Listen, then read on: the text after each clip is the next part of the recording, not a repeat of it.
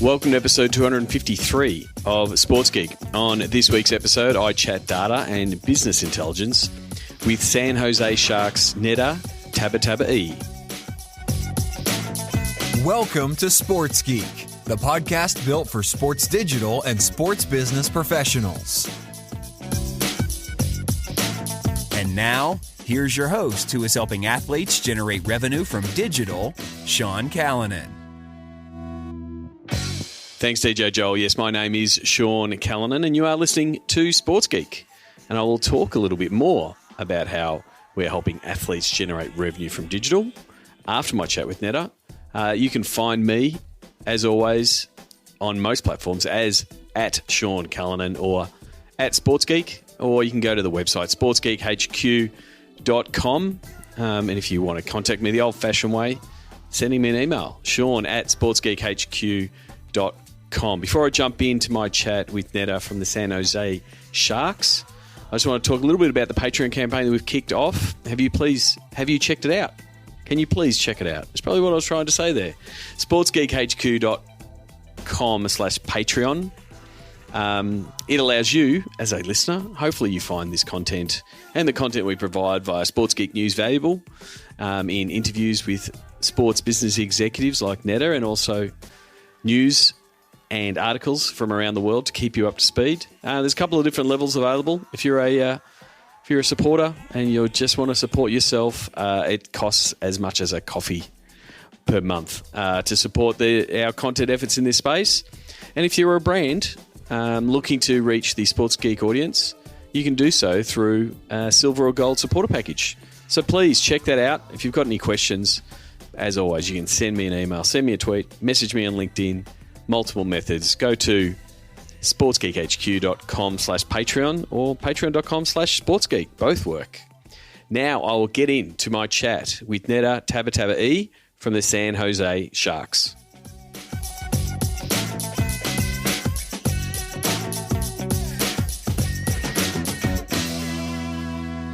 Very happy to have a good friend of mine from the San Jose Sharks. She is the Vice President of Business Analytics and Technology, Neda Tabatabaie. Welcome to the podcast. Thank you, Sean. Super excited to have this chat with you today. So we know each other. We've known each other for a while now, crossing paths at several C conferences over the years. Can you tell our listeners how you got your start in the world of sports business? For sure. Yeah, I think we are some of the originals of the your podcast is called Sports Geek. I think we are some of the original sports geeks in the sports industry. We've known each other for a while. I started in 2005 in Toronto at Maple Leaf Sports and Entertainment. At the time, there was not really data roles on the business side of sports. There were maybe a couple more before they hired me. And this is the time that Teambo, which I'm sure your listeners know are the NBA, team marketing and business analytics operations, were encouraging teams to look at data and how this is going to impact their business.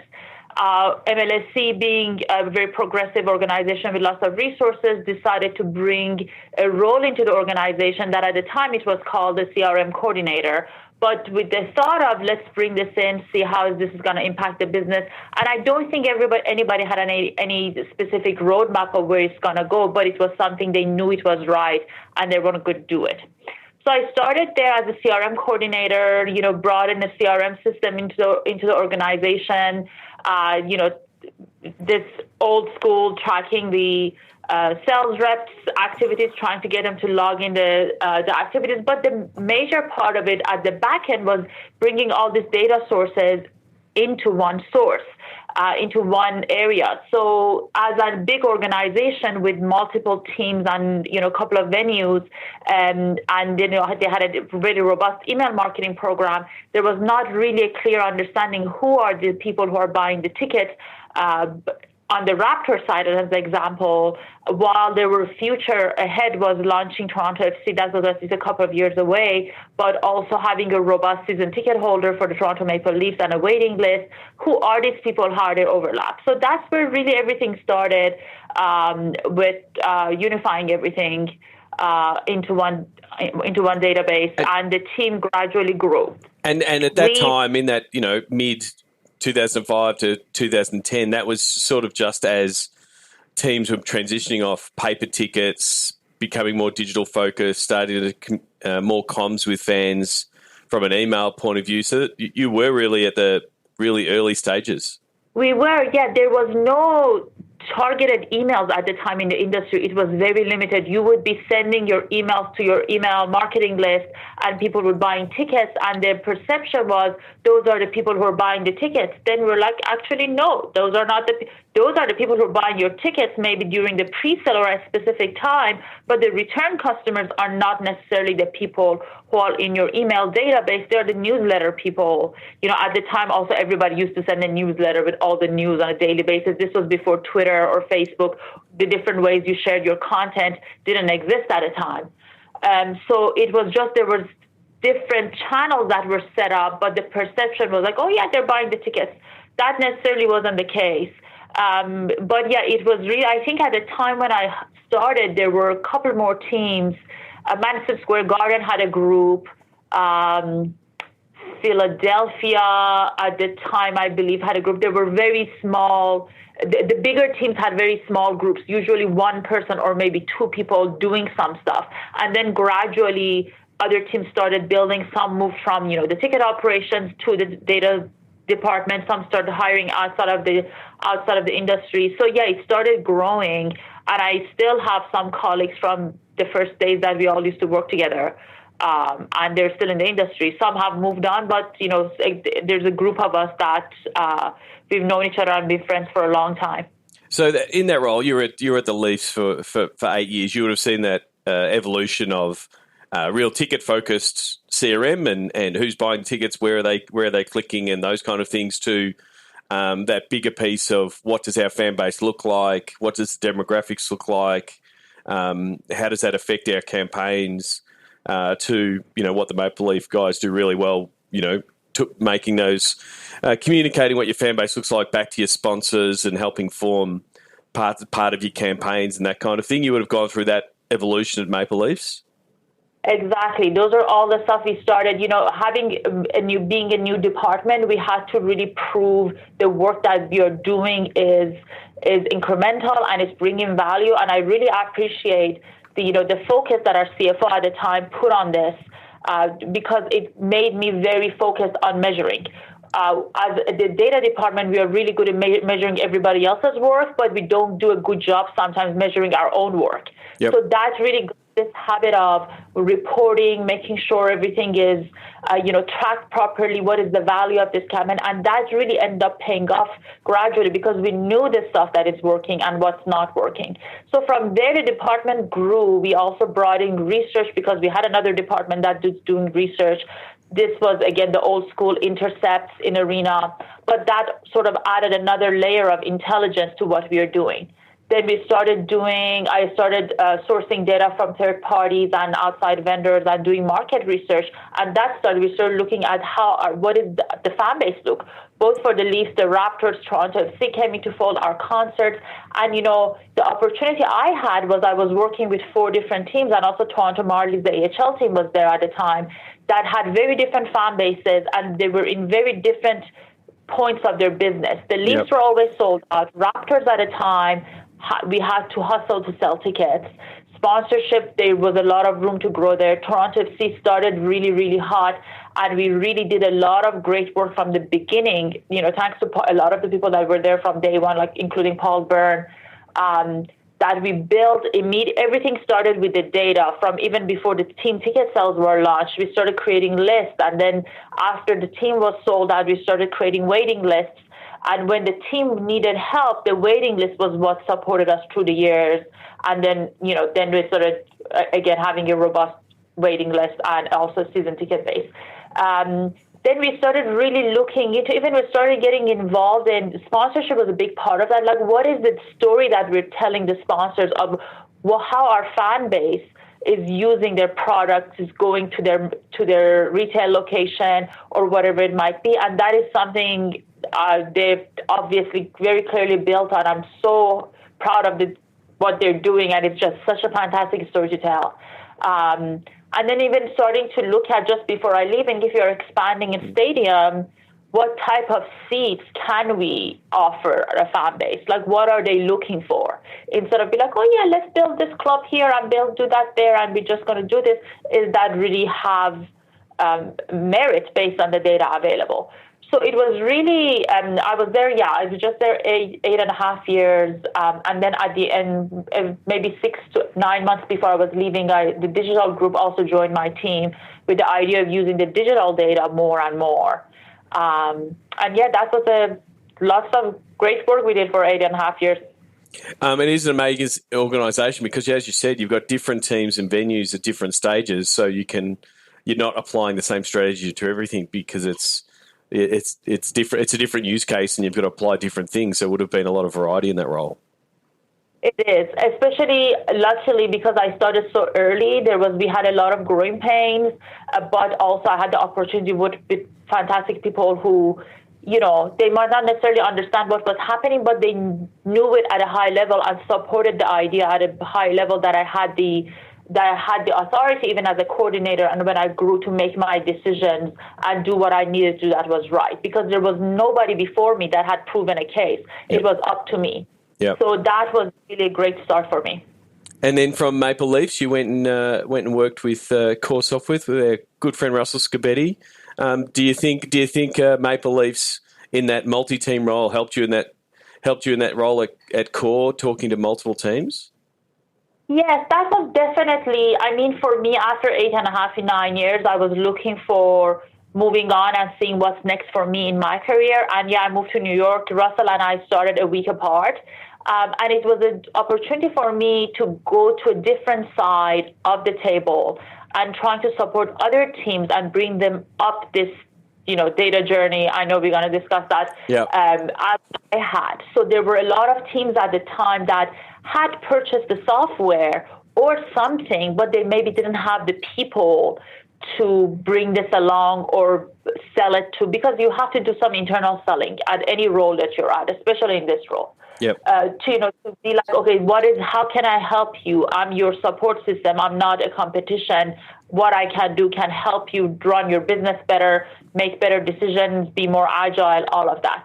So that was supposed to be my role. This was a time that they were going from an organization that was building custom CRMs. They had built it for me and multiple other teams. They were transitioning to a software as a service organization. So it was a very interesting time. There I got the opportunity to work with some other fantastic people, from the Madison Square Garden to AEG to the Warriors to San Antonio Spurs, still one of my favorite organizations. When I think of culture, that team definitely comes to mind. Nashville Predators, lots of great teams, and gave me a different perspective. And also, again, built on the fact that I had worked with already 3 or 4 teams they were in a different area in their business and what their business need was. This definitely added to that. So it was rounded up, I think, my skill set and also my perspective of the business really well. Because sometimes you're a team that needs to sell tickets or, needs sponsorship support or is sold out. So what you learn can be very different from if you work in another team with a different story. So in August 2015, you ended up in the Sharks. How did you end up in the role at the Sharks? The recruiter contacted me, and I had moved to New York, loved New York. I was living in the same city as my sister after 17 years, and I was not planning to move at all, just gotten a puppy. When they approached me, I said, no, I'm not planning to move, but send me the job descriptions. I know the people in this industry well, and I thought there's going to be a colleague that might be looking for a different opportunity. And when I started looking at the job description, it was as if it was written for me. Everything about it was as if it was me that I had written that job description for myself. The background was the same, and the vision that this role had was also the same thing.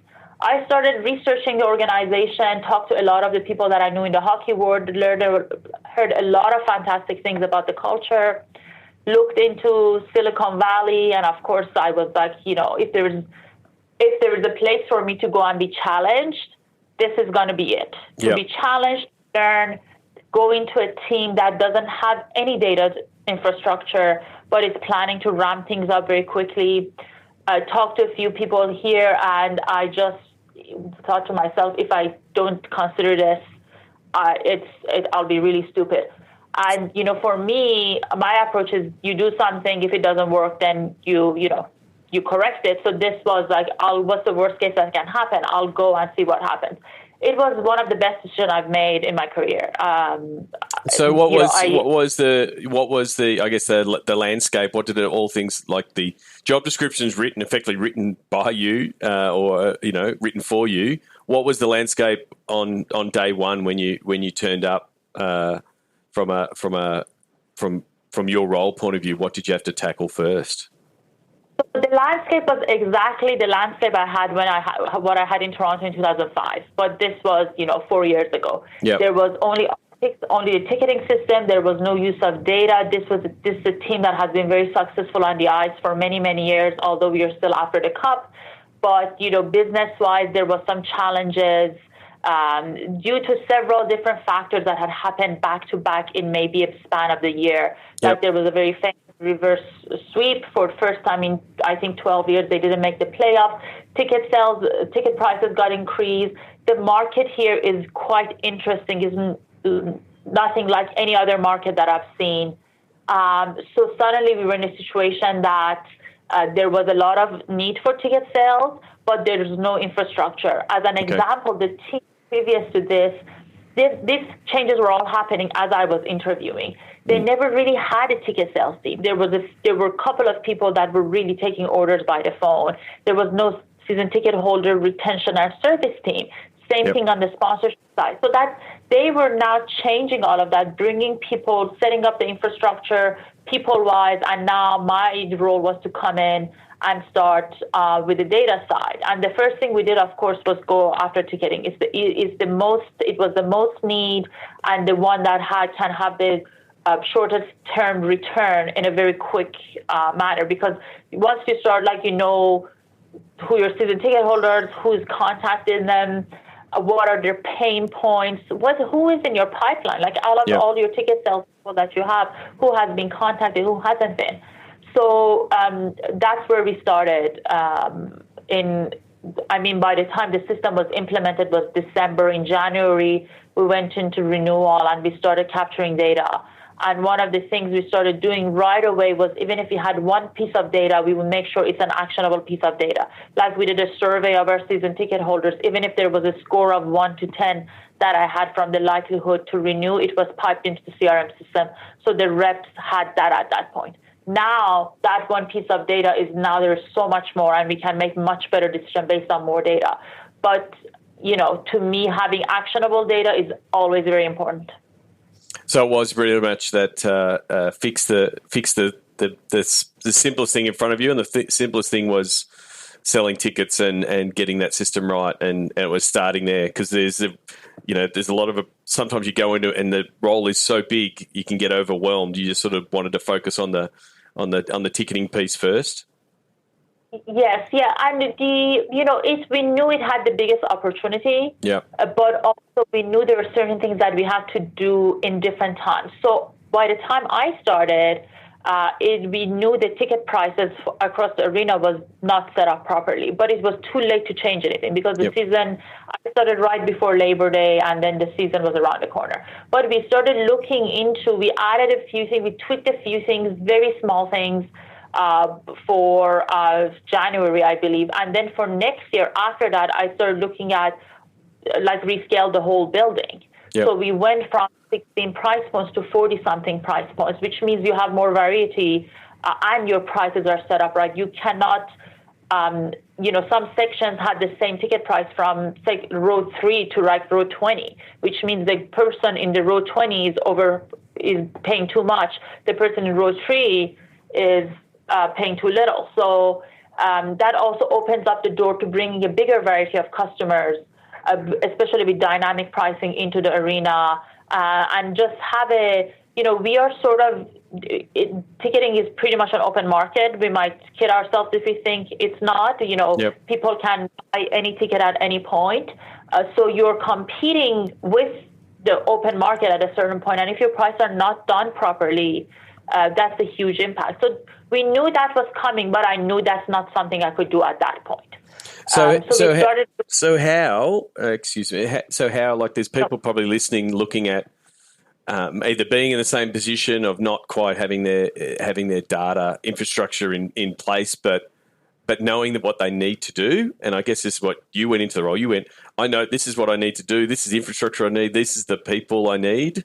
But in those early days, you didn't have either of those. You didn't have the infrastructure and the people. How do you go about, I guess, scaling that and, I guess, taking your executive along that journey to say, this is why we're doing it. This is why we need the headcount. How do you go about having that process to set yourself up to grow, to get where you need to go? Because I think there's a lot of teams that are in that position that have really small headcount, trying to do everything really stretched, but not quite being able to communicate with their executive to say, this is what we're doing.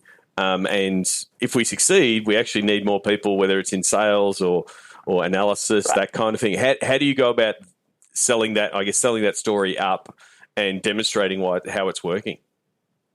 So two things that I was very lucky in this situation specifically, but I can tell you about my previous experiences, is that when I started who was our new CRO at the same time, Flavel Hampton, who a lot of your listeners are going to know, yep, he started at the same time, and we were on the same page. Okay. We had known each other previously, although very briefly. He was the Charlotte Hornets, I was with the Raptors. Yep.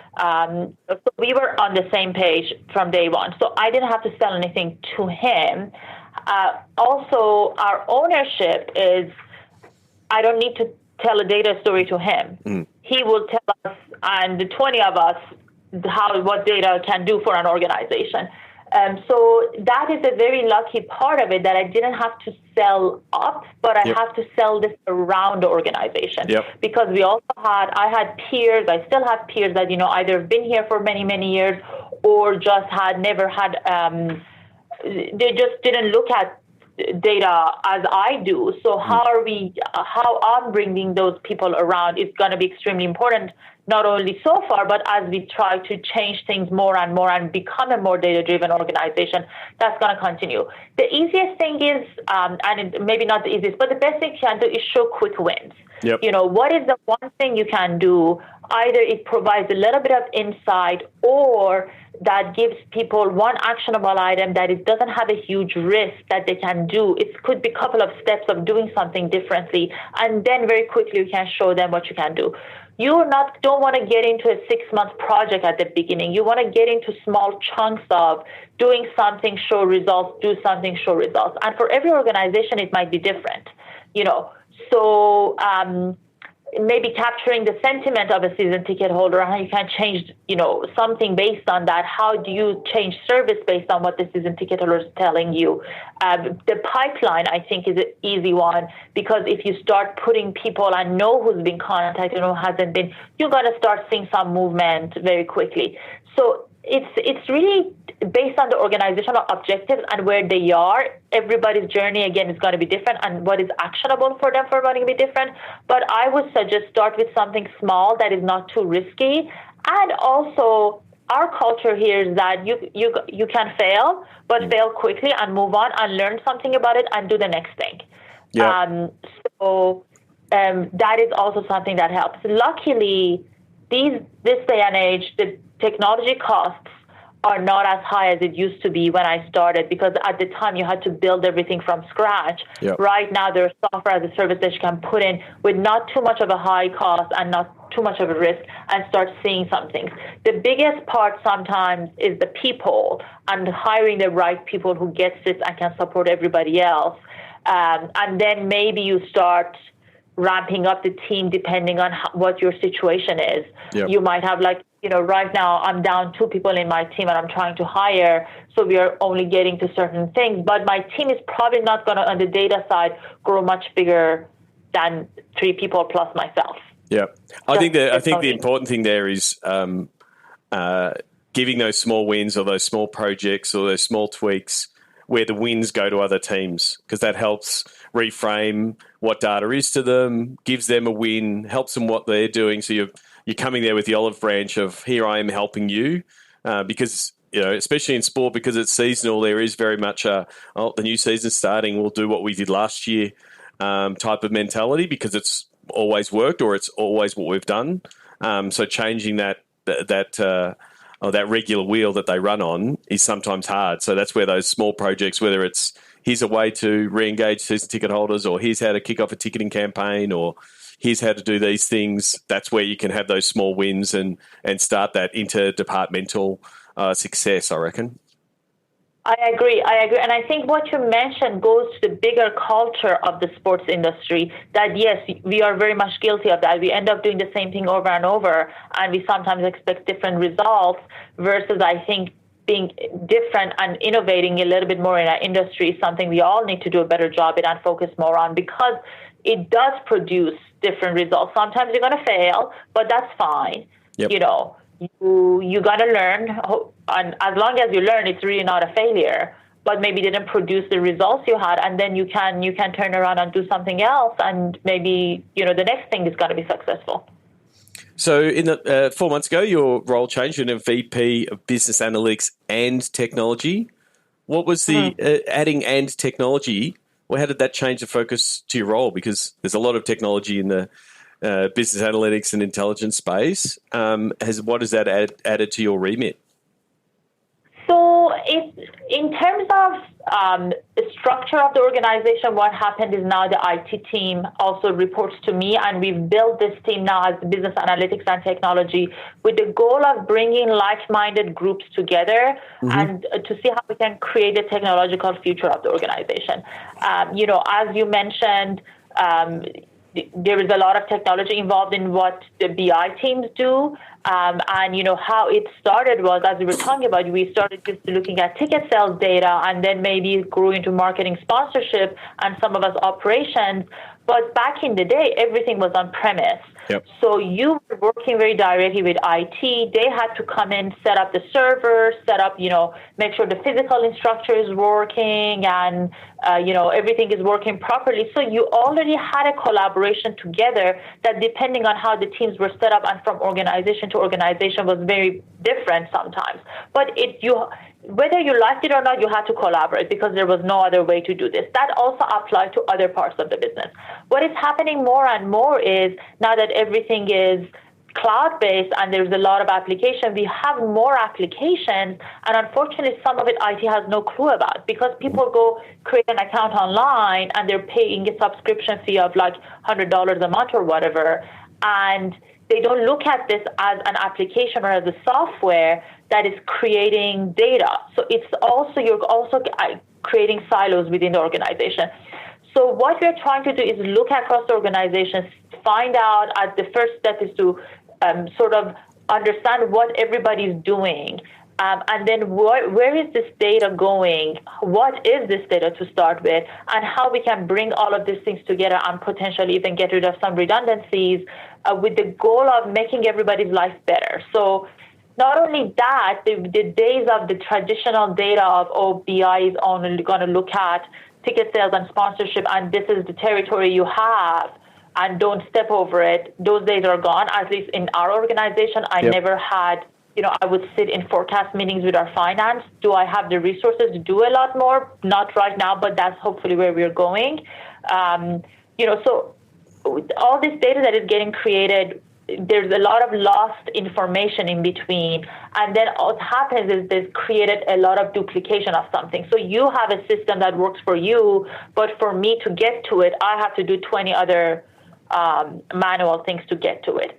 And as we're building all of this, and, one of the things I started really getting into recently in the past maybe 9 months or so is the X&O data, the experience data and the operational data, and how we can bring these two things together, not only to impact our customers, but the organization's employees, all of these things. So that's really the goal of us, is to look at technology and data in a bigger picture. So you're just looking at that overall arch of all the technology that's in the stadium and all of the data that currently is most likely been underused, whether it's Wi-Fi usage and traffic flow and how the fans are moving around the stadium and things like that hasn't been integrated into that total picture, and you're just really taking that, I guess, that looking at the data that's there and how it can be integrated. Those things are already, we do get the Wi-Fi and stuff like that. It's both a little bit. See, traditionally our IT team was part of the operations team, and they've gotten the operational stuff down really well. The Wi-Fi, the technology of the stadium, all of that is done really well. It's not bringing that excellence to the business side. So not only we need to do a better job in the Wi-Fi and the traffic flow in the organization, all of that, but what are we doing with the technology on the business side that's making things better? As an example, all of us are now using DocuSign for legal stuff. So our season ticket holders also are now signing DocuSign, but still somebody needs to go get the list imported into DocuSign, send things out, and then that comes in, that goes into a legal system. Versus, wouldn't it be great if it flows from CRM to DocuSign to the legal system without you having to do anything? Or single sign-on is another example that a lot of organizations deal with. Everybody I know, whether it's here or elsewhere, because this business starts with multiple different platforms anyway. Everybody has a Ticketmaster account. Everybody has their own Outlook account. Some of these things don't talk to each other. So you're already starting with fragmented systems, and then you start adding to it without really thinking of what can I do to just make things a little bit easier for everybody, and the flow of data across the organization is easier. So, we are a very lean team. We're a small organization, and we don't have a lot of layers. So this just made sense for us. In another organization, this might be a different structure. You might have a CTO and all of these other things. For us, this is a smaller version of that, but with the goal of really also using the data in a much better way. And a lot of it is really how it's going to impact us as employees, how I'm going to be happier, how I'm going to do my job better. Why do I have to look at 20 different documents to find what I was looking for, versus if it was done properly, it should be in front of me. Okay, so it's more of an integration piece to make sure all of those, like you said, fragmented systems are getting integrated to stop your employees going from one system to another system to perform one role. To keep everything lean. Yeah. And also, there's certain data that we use on the operations side. Attendance is a great example. We all need to have the same source of truth to go to. And attendance is a great example because it's the same source, but 25 different departments look at it differently. Yeah. So then you have 5 different numbers flowing across the organization, and somebody had to go into a system for somebody else and type it and send it to an email. And as soon as you do that, that number is now wrong because it's already changed. Versus if you create this centralized hub of sort of resource for everybody to go to, then you'll have the data points you need at where you need it. So, some organizations might be ahead of us on that. Some might not be. We're trying to look at things a little bit differently here, but we're looking at technology both on the operations stadium side, the back-end infrastructure, all of those things, but now also the business side of how all of these things going to flow better together. So, we've discussed how it all looked when you started in 2015. How do you feel like where you are now in your data journey? It's sort of a never-ending journey. You're always climbing to the top of the mountain. Where do you feel like you are now, and where do you want to head over the next 12 to 18 months? We need to get deeper. So we are good. We have a great technology.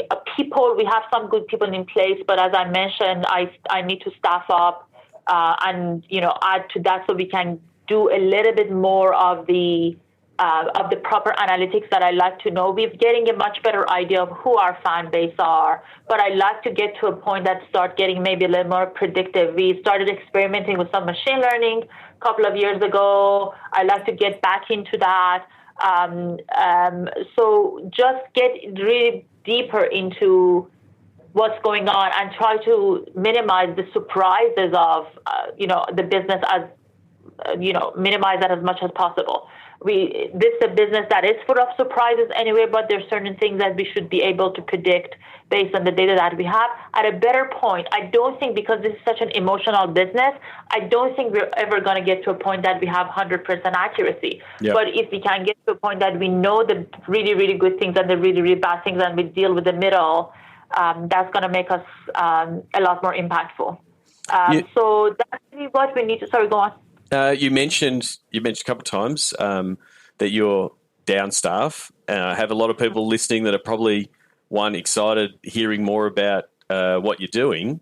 When you're looking for staff, what are you looking for people who potentially might even apply for a job at the Sharks to work with you? What are you looking for an up and coming business analytics, business intelligence data analyst?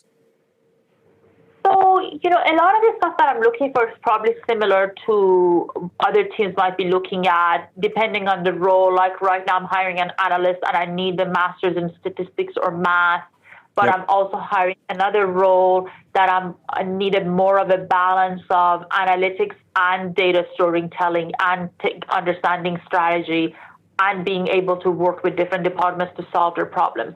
We have enough dashboards, we have enough reports. We need people to now look at it and be like, oh, this trend means X, or I think it means X. Let's try this new program, marketing, ticket sales, all of those other things. So to bring that together, and that's one of the things I was going to say, is to data culture is where we need to go deeper in, and this type of role would help in that. So also a lot of it is soft skills that I'm looking at. I need people who are able to innovate, to have new ideas, to don't always get stuck in, oh, we've been doing this forever, or this is what my regression analysis is telling me.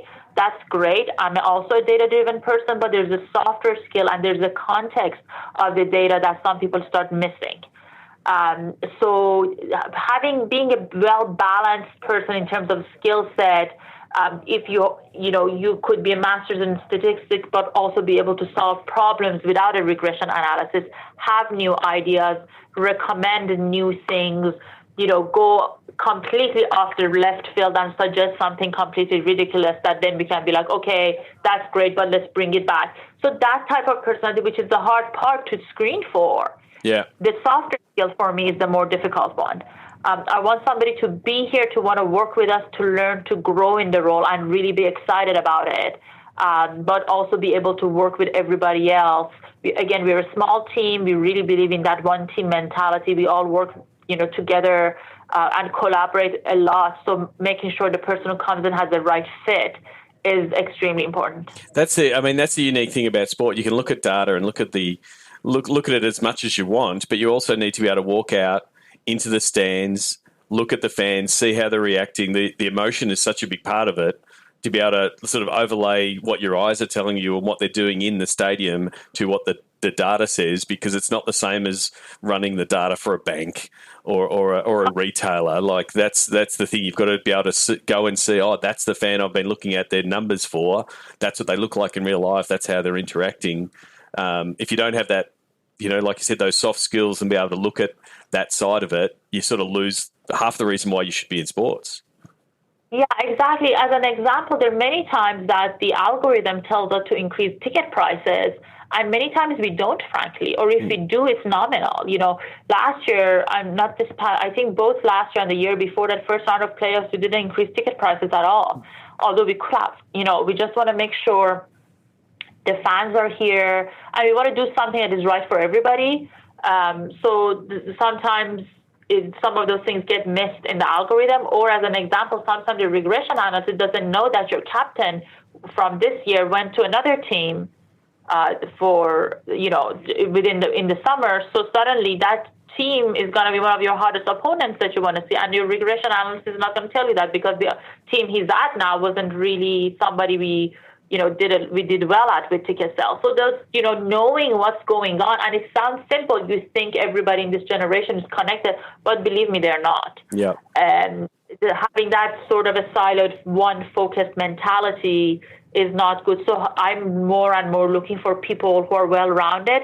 And then there's stuff that you can train for. Yep. My former president, Richard Petty in Toronto, used to say we hire for attitude, we train for skills. Yep. And the more I grow in my role, the more I believe in that. Yes, I do need some basic analytic skills, but you can learn some of it, but I can't teach you how to come up with new ideas. Yep. Before we wrap up, can you tell me more about the Women of Teal? Yes, glad you asked. So a few years ago, last year, we started this initiative to bring in more of the female fan base here and growing that. We already have a fantastic female fan base here, but, as you know, in sports, a lot of female fans felt that they're talked down to or they're talked to in a stereotypical manner. I've always been a sports fan. I don't want to buy a pink and sparkly sweater as an example, Yep. or I don't want to go to a sports event that I feel I don't belong. So we started 3 years ago, we started an internal employee group called Sharks Women Network that, it's more for us to sit, network, talk to each other and learn and develop. So this is an initiative Sharks Women Network started. Last year we started really, really late due to some, logistical problems. So we had a small room and it went so well. We had to cut off ticket sales pretty early for the event. We had a fantastic panel, great energy in the room. A lot of women, different generations, different backgrounds were there. And this year we're doing it twice. Everybody wants to do more, but I'm like, this is a lot of work. Yep. So really to celebrate the women on our fan base, the women of Silicon Valley, try to bring in more people into the group and just do it a little bit differently. So this year in November, the theme is around sports. So we have some fantastic women who are in the sports, like Chrissy Yamaguchi is going to be in the panel, Kim Davis from NHL, Hannah Gordon is also going to be there from the 49ers, and we have 2 other athletes that are going to be announced shortly. And then in March, which is Women's History Month, we're going to have another one. Around this now, we are building it bigger and bigger, so there's going to be a hockey clinic for girls before them. We're going to try to grow this more and more into our foundation, and the work our foundation does during these nights is tied into it. Our 50-50 raffle prizes are going to hopefully be going to women-related charities. So we're going to try to grow this as a platform more and more because we're all really passionate about it. It's something we as an employees here started, and I think it's really the female fan base in a lot of sports are, have a lot of room to grow. Not only women are 50% of the fan base, 80% of the household decisions, purchase decisions are made by women. So if your kid is going to play hockey, usually the mom is the making decision. What your household is spending money on in terms of sponsorship also for such events, 80% of the time the women are making decisions. So I think that's a huge growth opportunity for us. And as a woman, female sports fan is also a really important thing for me. Terrific. I mean, it's a great example of what we spoke about earlier, one of those projects where you identify something, drive it from employees and then see it grow over time. So terrific initiative. I want to finish with the Sports Geek closing 5. Do you remember the first sports event you ever attended? I do. So here's a little bit of an irony for you. So I was born in Iran, and as it's been very well publicized, Iran in the past 40 years, women cannot attend sporting events, live sporting events. Right now, it's a lot in the news. So, however, I'm Iranian Canadian. I moved to Canada later on. And the first sporting event that I went to was actually a Toronto Maple Leaf game before I started working there. And I fell in love with hockey 3 months after I moved to Canada. And I remember, because I watched all the games on TV, I remember specifically that I was in the stadium and I was sort of a little lost. Mm-hmm. And then I realized there's no voiceover. Nobody's telling you what's going on. So that was a fantastic experience. And then, later on I was working with them and now I'm here. So it's a little bit of a funny story. Terrific. Well, you would have been to a fair few sports events in your time working in the industry. Do you have a favourite food memory at a sports event or a go-to food when you go to a sports event? Yes. So I like variety in food. So one of the things we started here was we started this concept of lunch test kitchen, mm-hmm. which means within a month, there is going to be like either a food truck or a local food vendor here. And then the next month is going to be something else. And then when they're successful, they might get a permanent location here. So last year during the playoffs, we had what's the first round? Yes, sorry, not last year. The year before that, during the playoffs, we were playing the Ducks and we had duck tacos. Okay. So they were they were theming the special food after that. And then last year we had there wasn't a theme for that, but we had fantastic sushi hand rolls. And what's the first app you open in the morning? Well, it depends on the notifications I have on it. Most of my family and friends are in different time zones, so sometimes it's just the regular messenger that are open, but a lot of the times it's Facebook. Okay. Because I hate to say it, but it is Facebook. Just checking in with everyone. That's all right. Is there someone that you either follow or read or keep in touch with or listen to that you suggest the podcast listeners should follow, and why? Well, I do. I'm going to maybe give you 3, which one of it is going to be completely out of the left field. That's fine. Your listeners are very familiar with, of course, I follow you, I follow Russell. The sports industry people that have been here, I think, are very well known. Yep. 2 that maybe are newer to the sports industry. One of them is my boss, Jonathan Becker. With his background and his Twitter handle is @jbecker. It's, he's a technology guy, but he's also has a very popular leadership and culture blog. And another one that I personally am passionate about is, you might not know, or you might know, I'm a chair of a organization called Women in Sports Tech, or WIST. And we are a 2-year-old organization, and our goal is to, bring in more diversity to the sports industry, especially sports tech roles. We're all women and men passionate about diversity in the industry. We're 2 years old, so we're still growing, and we're going to actually introduce some new programming. So that is either you can go to LinkedIn to Women in Sports Tech, or on Twitter, Women Sports Tech is the handle. And another one that I really like is I follow Adam Grant on Twitter. Yep. Again, this is necessarily sports, but I really, in terms of leadership, growth opportunities, how you're looking at innovation, that's another person that I really, really enjoy.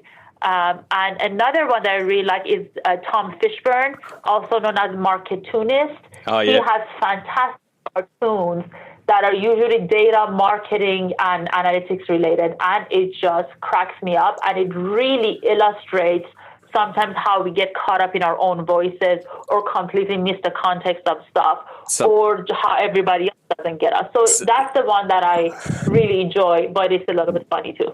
Yeah, sometimes they're so close to home. Like, you're like, hang on, I was just in that meeting. How did he draw that cartoon? That exact scenario just happened. But sometimes art imitates life. What social media platform is your MVP? I would say Instagram. I really like that you have a variety of people, available there, and there is. It seems a little bit healthier than Twitter. You still get a lot of trolls. You can have discussions. You can have great content. Whether it's your favorite team, or I follow a lot of photographers, art people. It's to me the variety it provides via image is. I just love that the best. Okay. Well, lastly, thank you very much for coming on the pod. How can people best connect with you if they want to, connect with you about the Sharks, about the role, about women in sports tech? What are the best channels to connect with you? So please do that. I'm always looking into, new people if I can, especially if they're coming into the industry, growing in the industry, looking for new opportunities, all of that. LinkedIn is really good. Also on Twitter, my handle is Neda Data. You're going to get some random stuff, including dog pictures on there, but I try to stick to the industry as much as I can. But yeah, I try to be, if you want to contact me and actually chat with me, LinkedIn is a good channel, but Twitter also is available. Well, thank you very much, Neda Tabatabaie, to say your name correctly. If you're wondering how to say that, please go up and say hello to Neda when you see her in person. Please connect with her, Neda Data, on Twitter, or connect with her on LinkedIn. Thank you very much for coming on the podcast, and look forward to catching up next time I'm in your part of the world. Yes, please. You have to come to Sharks game now, Sean. I will. I've got an open invitation from yourself and Stacey, so now I've got to double down. You should. New workshops on audience, content, distribution, valuation, and pitch following Sports Geek's Digital to Dollars process. Go to digitaltodollars.com. Thanks again to Neda. Be sure to connect with her on LinkedIn. The links will be in the show notes. As always, it is the number of the episode, 253, sportsgeekHQ.com/253. Or send her a tweet, Neda Data, Nedadata, in case you can't understand how I say data. Before I wrap things up, remember, if you want to stay in touch with the latest trends, we've got 2 newsletters. Sports Geek News, which is 300 issues deep now, been going for over 5 years. You can sign up for that at sportsgeekhq.com/SGN. And if you're interested in the world of esports, we are producing a fortnightly email now on sgesports.com. You can go there to sign up. I mentioned at the top of the show, helping athletes drive results via digital and drive revenue. Working on a few different projects currently to help train and build out a training and a learning program for athletes to build up their digital savviness, not only from a growth point of view across different channels, but also to have a commercial focus and how they can better help potentially their club, their league, and their own personal brand. So if you've got athletes that you think can do a better job on social and digital, please give us a call or reach out. We've got a few different options available. One is the all-in group training and teaching them the good, bad, and the ugly of social media, but then starting to dive into that one-on-one mentoring and helping players that want to get a little bit more out of what they're doing from a digital point of view. We can put them through our athlete digital training paces, as well as building up their brand, building up your brand, getting results for sponsors, but then also remembering that they're athletes at the end of the day and they do have to focus on game day. So how do they compartmentalize digital and make sure it does not affect their performance on the field, on the pitch, in the pool, wherever they may apply their craft. You can check out some of our info on our social media athlete training, going to sportsgeekhq.com/social media athlete training. Until next episode, my name is Sean Callanan, and you've been listening to Sports Geek. Join Sports Geek Nation access to exclusive Slack and Facebook groups with regular Q&A sessions with Sean Callanan. Go to sportsgeeknation.com to join. Need help with your digital rate card? Not sure how to price your assets? Is there a disconnect between digital and commercial? That is where Sean works best, in digital divorce counselor mode. Book a time for a call with Sean to discuss the Sports Geek process. Go to sportsgeekhq.com/phone call. Go to sportsgeekhq.com for more sports digital marketing resources.